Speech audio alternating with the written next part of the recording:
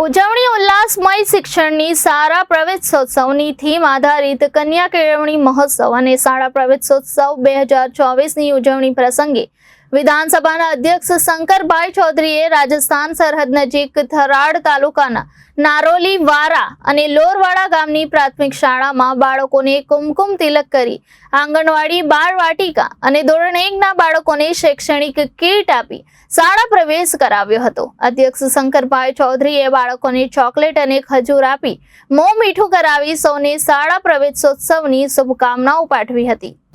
આ પ્રસંગે વિધાનસભાના અધ્યક્ષ શંકરભાઈ ચૌધરીએ શાળામાં પ્રવેશ મેળવનાર બાળકોને ઉજ્જવળ ભવિષ્યની તેમજ તેમના જીવનની શરૂઆતની શુભેચ્છા પાઠવતા જણાવ્યું હતું કે આપણા જીવનના સંસ્કારો પૈકી શાળા પ્રવેશ પણ એક સંસ્કાર છે। તેમણે પોતાના અનુભવો વર્ણવતા કહ્યું કે બાળકો શાળાએ જતા ડરતા હતા, પરંતુ આજે શિક્ષણ ક્ષેત્રે ક્રાંતિકારી અમૂલ્ય પરિવર્તન આવ્યું છે।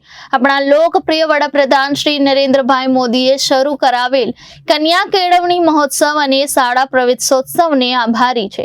વડાપ્રધાન નરેન્દ્ર મોદીએ ગુજરાતમાં શાળા પ્રવેશોત્સવની નવી સંસ્કૃતિ વિકસાવી બાળકોના શાળા પ્રવેશને એક ઉત્સવ તરીકે ઉજવવાની પરંપરા શરૂ કરાવી છે। બાળકોને ગુણવત્તાસભર શિક્ષણ મળે તે માટેની ચિંતા સરકારે કરી છે અને ગાંધીનગરમાં બેઠા બેઠા સરકાર આપણું બાળક ભણે છે કે નહીં તેનું ધ્યાન રાખે છે, તો આપણે પણ બાળકોના અભ્યાસને અગત્યતા આપી તેના શિક્ષણની કાળજી લેવી જોઈએ એમ ઉમેર્યું હતું।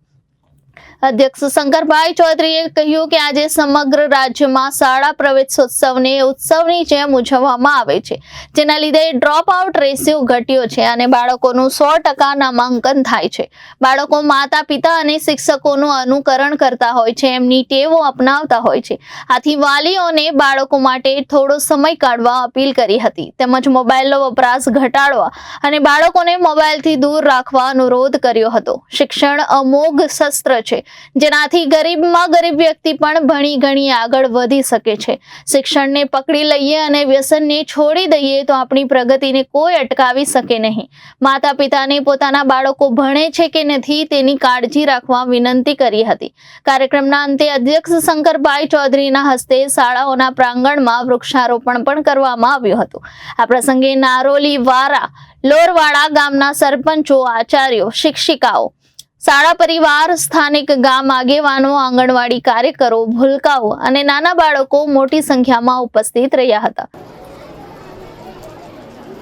શાળા પ્રવેશ ઉત્સવની શરૂઆત તત્કાલીન મુખ્યમંત્રી નરેન્દ્રભાઈ મોદી હતા ત્યારે આની શરૂઆત થઈ હતી, જેના કારણે 100% નામાંકન થયું। જે ભણવા લાયક બાળકો છે બધા શાળામાં સ્થાયી થયા। ડ્રોપ આઉટ રેટ પણ બહુ મોટા પ્રમાણમાં ઘટ્યો અને હવે ગુણોત્સવના માધ્યમથી ક્વોલિટી એજ્યુકેશનની દિશામાં પણ શાળા કક્ષાએ, રાજ્ય કક્ષાએ માન્ય મુખ્યમંત્રીશ્રીથી કરીને પૂરી ટીમ જ્યારે શિક્ષક સુધી અને ગામના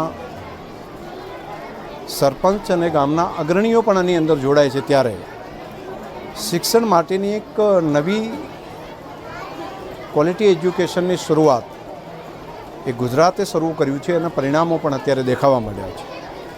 આજે જે બાળકો શાળાની અંદર પ્રવેશ કરી રહ્યા છે તેમને હું હૃદયપૂર્વકની ખૂબ ખૂબ શુભકામનાઓ પાઠવું છું।